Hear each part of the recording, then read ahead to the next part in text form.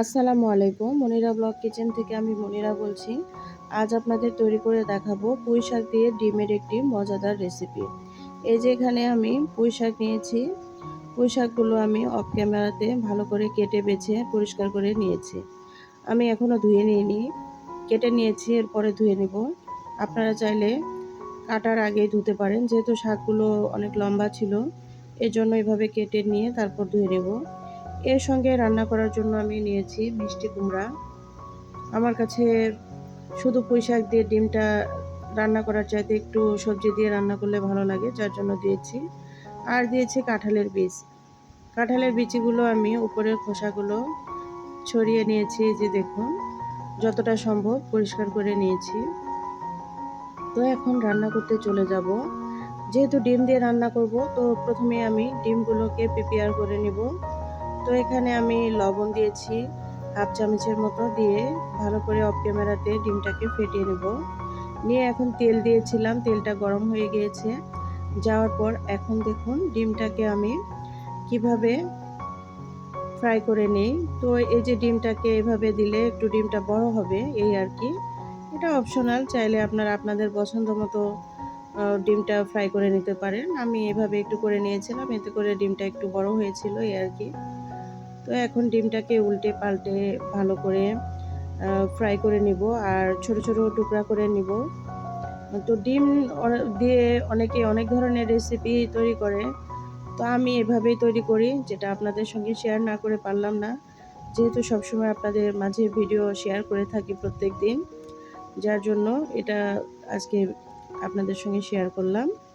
তো এই যে এইভাবে এখন ভালো করে ডিমটাকে উল্টে পাল্টে ফ্রাই করে নিতে হবে। এখন আমি অফ ক্যামেরাতে এটা উঠিয়ে নিব।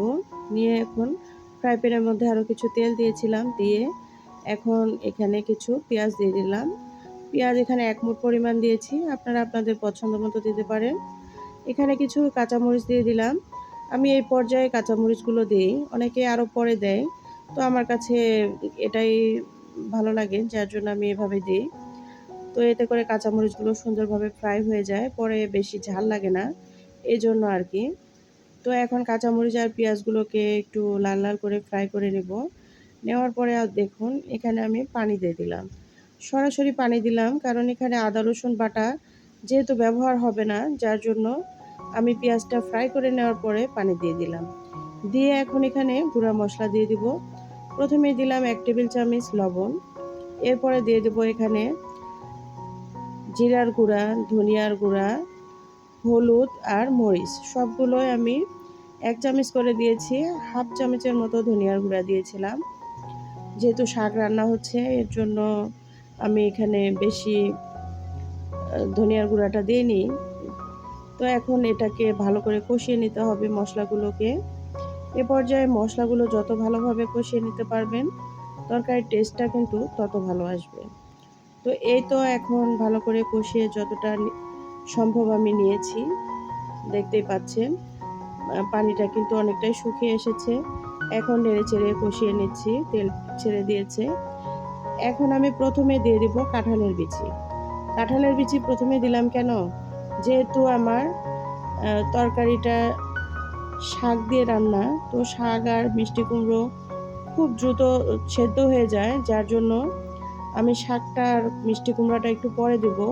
প্রথমে কাঁঠালের বীজটা দিয়ে একটু ঢাকনা দিয়ে ঢেকে জাল করে নিয়েছি 3-4 মিনিট সময় ধরে। এরপরে এটাকে নেড়ে চেড়ে দিব। দেওয়ার পরে এখানে আমি ধীরে ধীরে মিষ্টি কুমড়োগুলো দিব, এরপরে একটু পরে শাক দিয়ে দিব।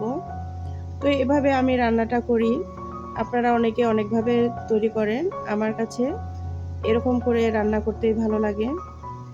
বা আমি মনে করি এরকম করে রান্না করলে সবগুলো সবজির ব্যালেন্সটা একদম ভালো থাকে, কোনোটা গলে যাওয়ার সম্ভাবনা থাকে না। তো এটাকে দিয়েও ঢাকনা দিয়ে কিছু সময় ঢেকে জাল করে নিব। শাকটা একদম শেষের দিকে দিব। তো এখন এই যে জাল করে নিয়েছি, দেখতেই পাচ্ছেন এটা কিন্তু প্রায় 50% মতো সেদ্ধ হয়ে গিয়েছে, যেহেতু মিষ্টি কুমড়ো খুব দ্রুত সেদ্ধ হয়ে যায়। এখন দেখুন আমি এখানে শাক দিয়ে দিলাম। শাক দেওয়ার পর শাকটাকে এখন সুন্দর করে নেড়ে চেড়ে নেব। এই যে শাকটা দিয়েছি, দেওয়ার পরে এখন শাকটাকে ভালোভাবে এভাবে নেড়েচেড়ে দিচ্ছি। শাকটাকে একটু ভালোভাবে নেড়েচেড়ে দিলে এতে করে লবণ মরিচগুলো শাকের সঙ্গে মিশে গিয়ে খুব দ্রুত শাকটা সেদ্ধ হয়ে যাবে। তো এই যে দেখুন, আমি এখন শাকটাকে আবারও নেড়ে দেব। একটু ঝোল শাকটা মানে সেদ্ধ হয়ে আসছে। যখন সেদ্ধ হয়ে আসবে তখন দেখবেন এরকম শাকের পরিমাণটা কমে যাবে আর শাক থেকে পানি ছেড়ে দেবে। এই শাকটা থেকেও পানি ছেড়ে দেবে। এরপর আমি এই শাকটা রান্না করার জন্য একটু পানি ব্যবহার করব। কারণ শাকের মধ্যে যতই পানি থাকুক, যেহেতু ডাঁটা আছে আবার কাঁঠালের বীজ আছে, যার জন্য একটু পানি দিয়ে দিলাম। এখানে গরম পানি দিয়েছিলাম। গরম পানি দেওয়ার চেষ্টা করবেন, এতে করে শাকগুলো ভালোভাবে সেদ্ধ হবে। তো এই যে আমি এখন পানি দিয়ে ঢাকনা দিয়ে ঢেকে রেখে দিব কিছু সময়। ভিডিওর এই পর্যায়ে এসেও যারা এখনও একটি লাইক দিতে ভুলে গিয়েছেন, প্লিজ একটা ছোট্ট করে লাইক দিয়ে দিবেন। আপনাদের এই লাইকটা আমাদের কাছে অনেক মূল্যবান। আমরা যেহেতু কষ্ট করে ভিডিওগুলো তৈরি করি আর আপনাদের মাঝে এগুলো প্রেজেন্ট করি, আর আপনারা যারা আমাদের ভালোবেসে ভিডিওগুলো দেখেন, আপনাদের এই লাইকটা আমাদের কাছে কিন্তু অনেক মূল্যবান। এই একটা লাইকের কারণে ইউটিউব কিন্তু আমাদের ভিডিওগুলো আরও 10 জনের কাছে পৌঁছে দিতে সাহায্য করে। এই তো বাস, আমি আবারও এভাবে নেড়েচেড়ে দিয়ে দিলাম। দিয়ে এখন আগে থেকে ভেজে রাখা ডিমগুলো দিয়ে দিলাম। আমি ডিমের মধ্যে কোনো এক্সট্রা হলুদ ব্যবহার করিনি, যার জন্য কালারটা এরকম এসেছে। তবে আপনারা চাইলে ডিমের মধ্যে হলুদও ব্যবহার করতে পারেন। হলুদ ব্যবহার করলে কালারটা আরেকটু আলাদা আসবে। তো এখন ডিমটা দেওয়ার পরে নেড়েচেড়ে ঢাকনা দিয়ে ঢেকে রেখে দেব। এখন আর বেশি জাল করতে হবে না, আর কিছু সময় জাল করলে রেডি হয়ে যাবে তরকারিটি। এটা কিন্তু ভাতের সঙ্গে খেতে খুবই ভালো লাগে। চাইলে রুটি পরোটা দিয়েও খেতে পারেন। এই যে পানিটা একদমই শুকিয়ে এসেছে, শাকটা কিন্তু আমার অনেকটাই একদম রান্না শেষের দিকে। এরকম করে পুঁই শাক দিয়ে ডিম রান্না করে কে কে খেয়েছেন? যারা খাননি তারা খেয়ে দেখবেন। এই যে দেখুন, এখন আমি এখানে ভাজা জিরার গুঁড়া দিয়ে দিচ্ছি। আমার কাছে ভাজা জিরার গুঁড়াটা না দিলে ভালোই লাগে না। চাইলে এখানে ধনিয়া পাতাও ব্যবহার করতে পারেন, আবার টমেটোও ব্যবহার করতে পারেন। তো আমি ভাজা জিরার গুঁড়াটাই দিই, এটা ছাড়া আমার চলে না আসলে।